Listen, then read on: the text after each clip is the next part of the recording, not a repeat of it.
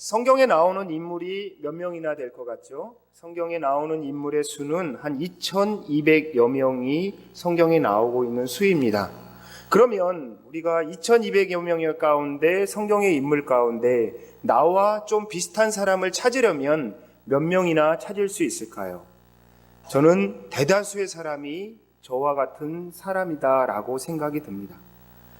어찌할 줄을 모르고 인간의 생각을 가지고 있고 하나님 앞에 늘 불순종하며 하나님 앞에 나아가지 못하는 이런 대다수의 사람들이 성경에 나오는 사람들의 인물이죠. 물론 특별하게 하나님의 말씀을 가지고 하나님의 뜻을 가지고 특별하게 나간 사람들도 분명히 있습니다. 그러나 그 사람들은 소수입니다. 그럼 하나님께서 왜 이렇게 우리에게 나와 같은 사람, 나에게 친근한 사람을 성경의 인물 가운데 소개해 주는 것일까요? 그것은 바로 나도 하나님의 은혜를 받을 수 있고 나도 하나님의 쓰임을 받을 수 있고 나도 하나님의 주역을 할 수 있다는, 그리고 하나님께서 그럼에도 불구하고 우리를 사랑하신다는 것을 알려주기 위해서입니다. 오늘 우리가 읽은 성경 말씀에 나오는 야곱도 그런 사람이었죠. 야곱은 야망이 큰 사람이었습니다. 생각이 빠르고 끈기와 근성이 있고 그리고 인생 성공을 향한 열망이 남달랐던 사람입니다. 인생 성공에 대한 야망이 큰 만큼 야곱처럼 숨막히는 인생을 살아온 사람도 드물 것입니다. 오늘 본문은 형을 속이고 아비를 속여서 얻어낸 장자권 때문에 형 에서의 보복을 피하여 삼촌 집에 있는 하란으로 도망가는 야곱의 이야기가 나옵니다. 정신없이 도망을 가다가 피곤해서 밤이 되어 돌베개를 하고 잠을 자는데 희한한 꿈을 꾸게 됩니다. 그날 야곱이 꾸었던 꿈의 내용은 이러합니다. 사닥다리가 놓여 있는데 하나님의 사자가 땅에서 하늘까지 오르락 내리락 하는 것입니다. 야곱이 위를 보니까 사닥다리 꼭대기에 하나님이 서 계시는데 하나님이 야곱에게 이렇게 말씀하십니다. 13절과 15절 말씀입니다. 한 절 같이 한번 읽어볼까요? 13절 15절입니다. 시작.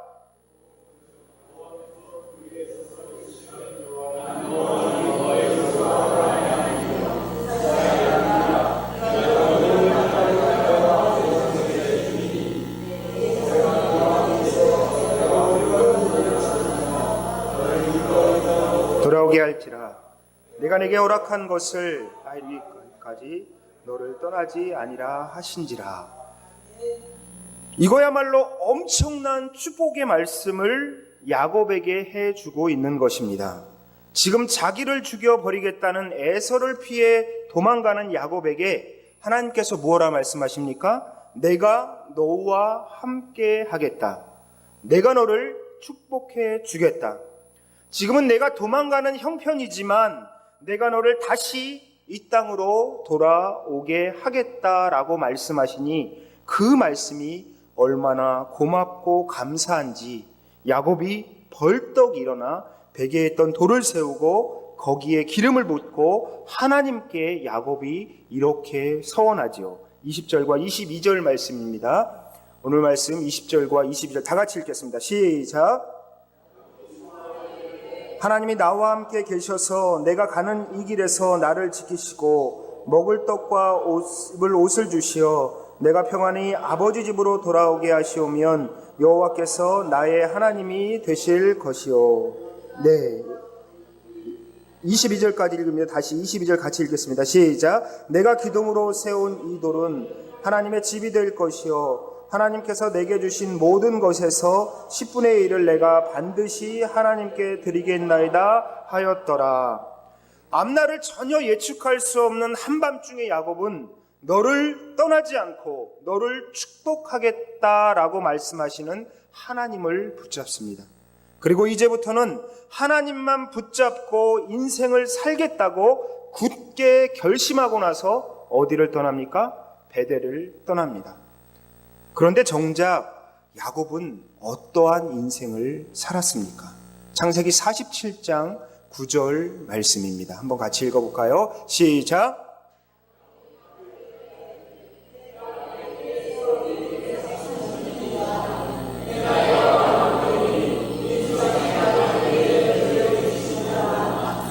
험악한 세상을 보낸.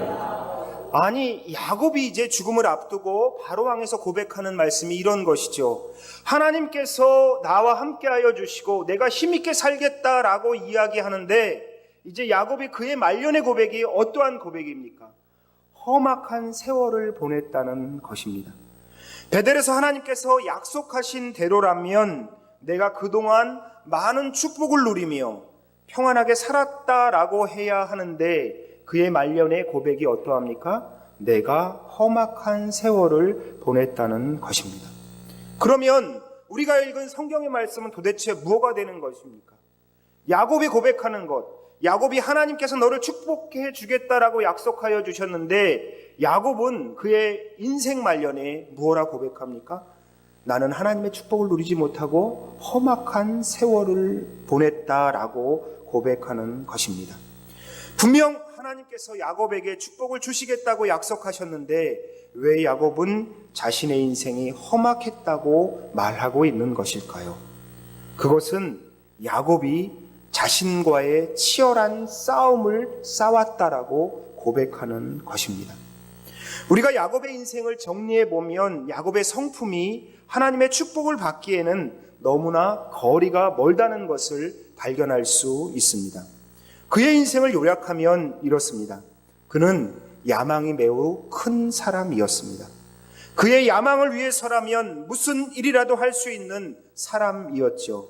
그래서 누구를 속입니까? 아버지를 속이고 형도 속이며 그는 살아왔습니다. 그리고 그는 어떠한 사람입니까? 계산이 빠른 사람이었습니다. 그래서 삼촌 나반의 집에서 일할 때에 계산에 따라 일을 했고 자기 계산에 맞아야만 일을 했습니다. 그런데 그런 야곱이 삼촌에게 오히려 속습니다. 그가 속아서 결혼하게 되고 속아서 월급도 제대로 받지 못합니다. 남을 속이던 야곱이 삼촌에게 속아서 14년의 임금을 착취당하고 맙니다. 우리가 인생을 살다 보면 이러한 경우가 허다하지요.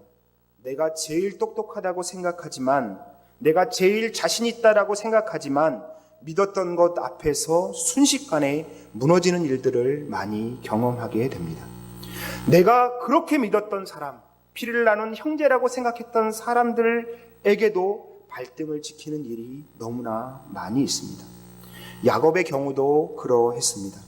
아버지와 형도 감쪽같이 속인 야곱이 삼촌 나반에게 20여 년 동안 속임을 당하고 착취를 당하며 삽니다. 창세기 31장 38절과 41절에서는 이렇게 말씀하고 있습니다. 우리 한번 같이 읽어볼까요? 시작. 38절과 41절 말씀입니다. 같이 한번 읽어보겠습니다. 시작. 내가 20년을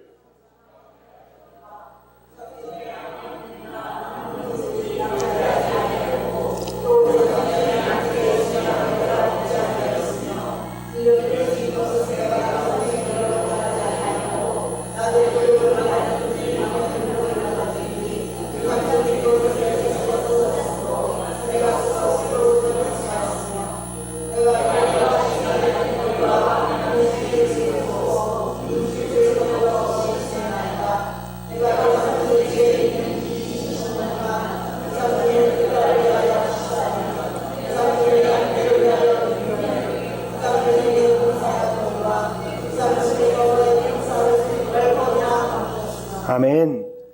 우리가 읽은 말씀을 살펴보면 야곱이 어떠한 삶을 살아갑니까? 우리의 말로 지질이 고생하며 궁상맞게 살아온 것을 발견합니다. 하나님께서 야곱에게 약속하신 축복은 이 가운데도 없었습니다. 이 구절만 봐도 야곱이 얼마나 치열하고 고달프게 인생을 살아왔습니까?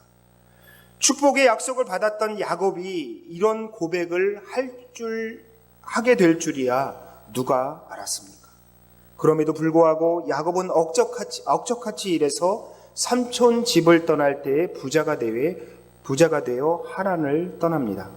그러나 그가 벌은 재산은 20여 년 동안 억적같이 모은 재산은 그리 오래가지 못합니다. 예기치 않은 기근이 와서 먹을 것이 없을 정도로 야곱은 가난해지고 먹을 양식을 위해서 자식들을 애굽으로 떠나 보내야 하는 그런 비참한 말년을 맞이합니다. 그럼 우리가 그가 그렇게 열렬한 로맨스를 꿈꿔왔던 야곱의 결혼 생활을 한번 살펴보겠습니다. 야곱의 열정적인 이런 연애 생활은, 결혼의 모습은, 이런 것은 어디에도, 어느 성경에도 찾아볼 수 없습니다. 사랑하는 라헬을 연모해서 그가 14년의 머슴살이까지 하면서 결혼에 성공합니다. 그런데 그런 열정적인 결혼에도 그는 행복한 가정을 이루지 못합니다. 그의 집안은 어떠합니까? 싸움이 끊이지 않습니다. 레아는 레아대로 불행하고 라헬은 라헬대로 시기와 질투로 가정을 어둡게 했습니다. 그러면 야곱의 자녀들은 어떠한 모습을 가졌습니까? 4명의 부인들을 통해 자식을 많이 낳긴 했지만 형제들 간의 반목의 일이 끊이지 않았습니다. 자신의 형제인 요셉을 종으로 팔아버리고 딸 디나가 강간을 당하고 그의 오빠들은 살인을 하고 큰 아들은 아버지의 침상을 더럽히고 며느리와 근친 상간하는 일이 일어나고 우리가 쉽게 이야기하는 콩가루 집안에서 볼 수 있는 일들이 야곱의 자식들에게 다 일어났습니다. 그러면 야곱의 인간성은 어떠합니까? 야곱의 인간관계는 어떠합니까? 야곱은 자신의 아버지로부터 인정을 받지 못했습니다. 그리고 자신의 형 에서와는 원수가 되고 외삼촌과는 신경전을 곤두세우는 불편한 관계였습니다. 그는 아버지로서 자식들에게도 인정을 받지 못했습니다. 부인들에게도 그랬습니다. 야곱의 아내들을 기쁘게 해주는 야곱은 남편이 되지를 못했습니다. 여러분, 이런 삶 가운데 야곱의 삶 어디에도 하나님이 약속하여 주신 축복을 찾아볼 수 있겠습니까? 베델에서 약속하셨던 축복은 도대체 어디에 있는 것입니까? 야곱이 지나온 130년의 세월을 보면 그가 바로 왕 앞에서 고백한 것처럼 정말 험악한 인생이었습니다. 복과는 거리가 먼 인생이었습니다. 그러면 왜 이런 일이 야곱에게 일어난 것입니까? 창세기를 자세히 읽다 보면 야곱이 하나님을 붙잡으려고 했던 기록이 3곳에 기록되어 있습니다. 첫째가 오늘 본문에 나오는 대로 야곱이 하란을 통해 가는 길 베델에서 하나님을 붙잡습니다. 두 번째는 창세기 32장 22절에 나오고 있는데요. 야곱이 형 에서를 만나기 전 야복 강변에 홀로 남아 밤이 맞도록 기도할 때 하나님을 붙잡습니다. 그리고 마지막으로 창세기 35장에서 야곱의 딸 디나가 세겜에게 성폭행을 당하자 분노한 야곱의 아들들이 세겜 사람들을 모두 죽여버리는 사건이 있은 후에 야곱이 다시 베델로 올라가서 하나님을 붙잡습니다. 이렇게 야곱은 어려운 일을 당할 때마다 하나님을 3번씩이나 붙잡고자 했습니다. 그러나 문제는 하나님을 붙잡고자 하는 야곱의 성품 뒤에 너무도 강한 자기의 야망이 있었습니다. 그는 신앙생활을 하며 하나님을 의뢰하는 그런 모습이 있었지만 자신의 자아가 너무나 커서 하나님께서 그런 인도하시는 성품을 뛰어넘을 때가 있었습니다.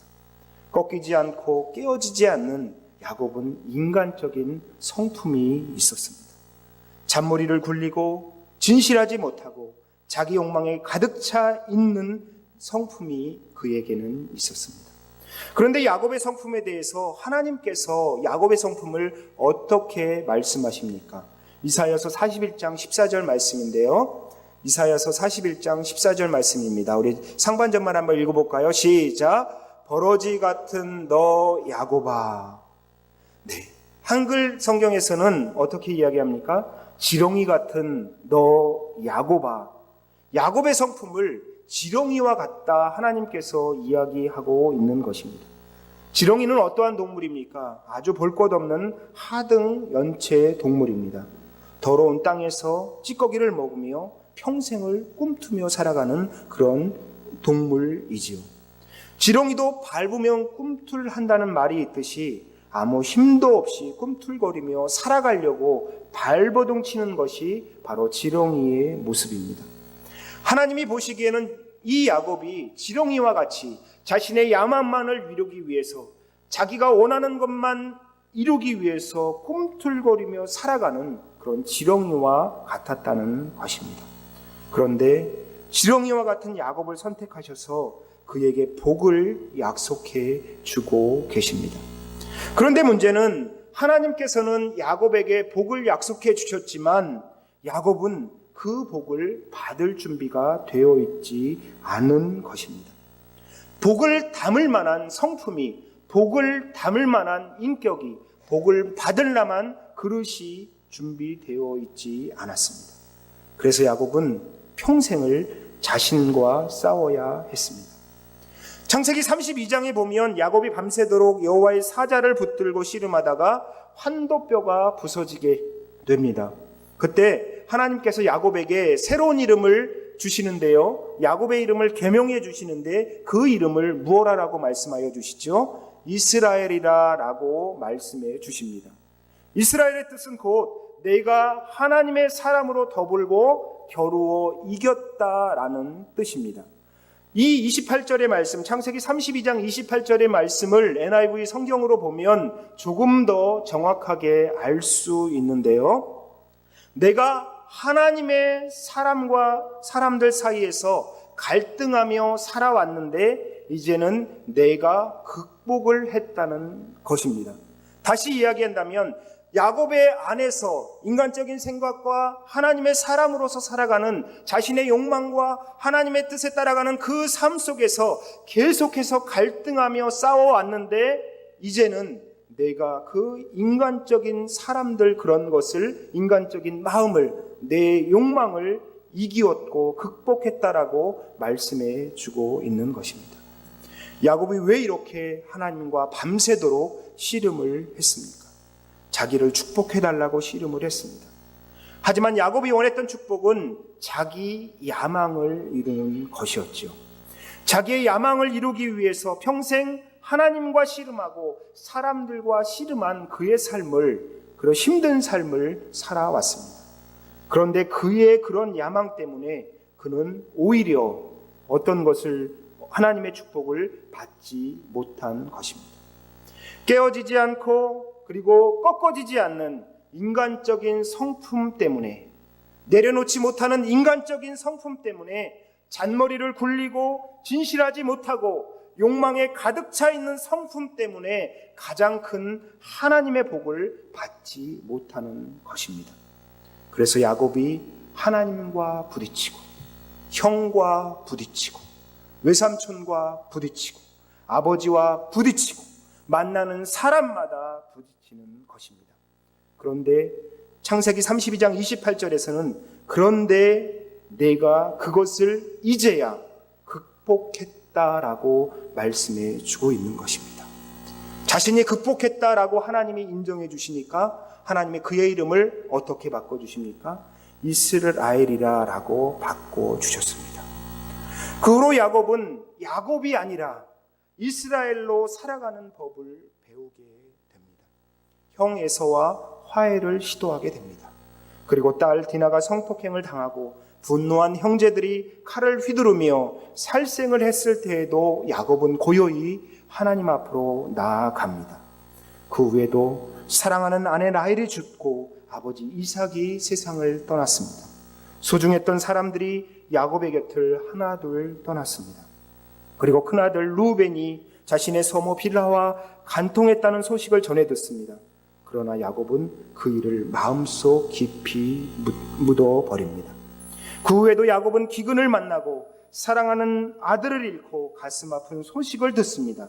그렇게 그의 인생을 험하게 지나가는 것입니다. 이 모든 과정 가운데 성경은 아주 특이한 기록을 해놓고 있습니다. 그것은 바로 야곱의 이름을 두 가지로 기록하고 있다는 것을 우리는 주목해 봐야 합니다. 무엇과 무엇이요? 이스라엘과 야곱이라는 두 이름을 번갈아 기록하고 있다는 것입니다. 마치 신약 성경에서도 한 사람의 이름을 두 가지로 계속해서 기록하고 있는데요, 베드로를 시몬과 베드로라라고 두 이름을 번갈아가며 기록하고 있는 것과 같습니다. 이것은 한 사람 속에 있는 두 사람이 서로 갈등하는 내적 싸움을 보여주고자 하는 성경 저자의 특별한 기록 방법 중에 하나입니다. 야곱은 무슨 뜻이죠? 발꿈치를 잡는다는 뜻입니다. 이스라엘은 무슨 뜻입니까? 하나님과 더불어, 하나님의 사람과 더불어 싸워 이겼다는 것입니다. 야곱은 자기 야망으로 채워져 있는 옛 성품을 말하는 것이며, 이스라엘은 하나님의 은혜로 구원받아 새 사람, 새로운 성품을 말하게 되는 것입니다. 하나님은 베델에서 야곱을 만나셨을 때 야곱이 하나님의 은혜로 사는 사람이 되기를 원하셨습니다. 그리고 그것이 하나님이 계획하신 야곱을 향한 축복이었습니다. 야곱은 하나님께서 야복강가에서 하나님을 베델에서 하나님을 만났을 때 그는 이렇게 생각했을지도 모릅니다. 내가 하나님의 축복을 받아 거대한 거부가 될 것이다. 내가 하나님의 축복을 받아 커다란 권력을 소유하게 될 것이다. 하나님이 나와 함께 하시니까 내가 두려울 것이 없다. 내가 하나님께 나와 함께 하니까 세상을 정복하러 나가자, 땅을 정복하러 나가자 라고 생각했을지도 모릅니다. 그러나 하나님의 진정한 축복은 바로 하나님의 사람으로 사는 것, 하나님의 뜻대로 사람이 되고자 하는 것이 바로 야곱을 향한, 이스라엘을 향한 축복이었습니다. 우리들도 이와 같습니다. 우리는 세상을 살아갈 때 늘 두 가지 사람이 존재합니다. 하나님의 사람으로서 하나님께 나아가려는 성품과 세상의 사람으로서 세상의 습관과 세상의 것으로 나아가려는 두 가지의 성품이 있습니다.